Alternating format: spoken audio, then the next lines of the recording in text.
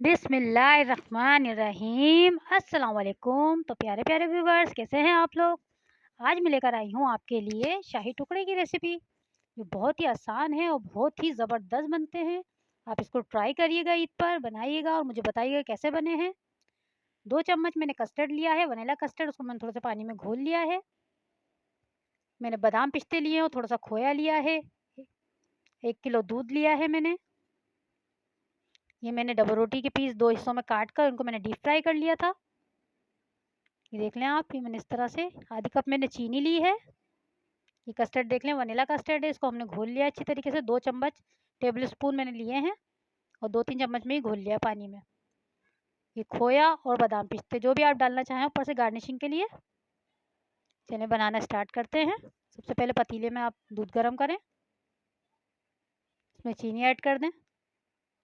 जब चीनी इसमें अच्छी तरीके से घुल जाए और दूध पकने लगे, ये देखें 5 मिनट लगेंगे। जब तक आप मेरे चैनल को सब्सक्राइब करें, मेरी वीडियो पसंद आती है तो लाइक करें, शेयर करें, मुझे बता दिया करें मेरी वीडियो आपको कैसी लगती है। ये देखें इस तरह से दूध गर्म हो रहा है। ये बहुत जल्दी बन जाता है गाइस, इतना टाइम नहीं लगता है इसको बनने में। आप चाहें तो चांद रात की रात को भी आप इसको बना के रख सकते हैं। ये ठंडा बहुत मज़े का लगता है। ये देखें मैंने जो कस्टर्ड बनाया हुआ था वो मैंने घोला हुआ था, वो डाल दें आप आहिस्ता आहिस्ता इसमें। इसमें थोड़ी दूध में थिकनेस आ जाएगी। ये देखें इस तरह से 5 से 7 मिनट पकाना है हमें इसको बस। ये देखें दूध गाढ़ा होना शुरू हो गया है।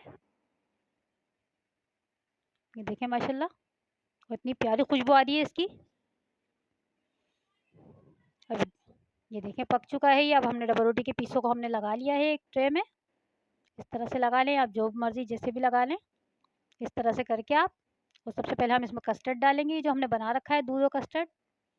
इसको हम अच्छी तरीके से पूरा इसको डिप कर देंगे डबल रोटियों को इसमें। ये देखें आहिस्ता आहिस्ता करके हम इसमें डाल लें ताकि ये डबल रोटियों की शेप ख़राब ना हो। ये देखें इस तरह ये सारा हमने इसमें ऐड करना है, सबका सब आ जाएगा इसमें। ये देखें मैंने सब ऐड कर दिया इसमें। अब मैं इसमें खोया डालूंगी।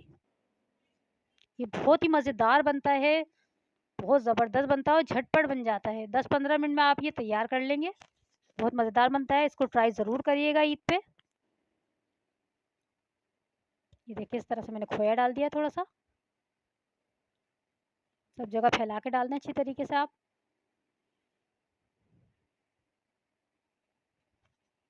ये देखें थोड़ा सा हाथ से मसल मसल के डालेंगी तो वो सही रहेगा, नहीं तो गुठलियाँ बन जाती है। सारे बादाम पिस्ते डाल दें इसमें गार्निशिंग के लिए।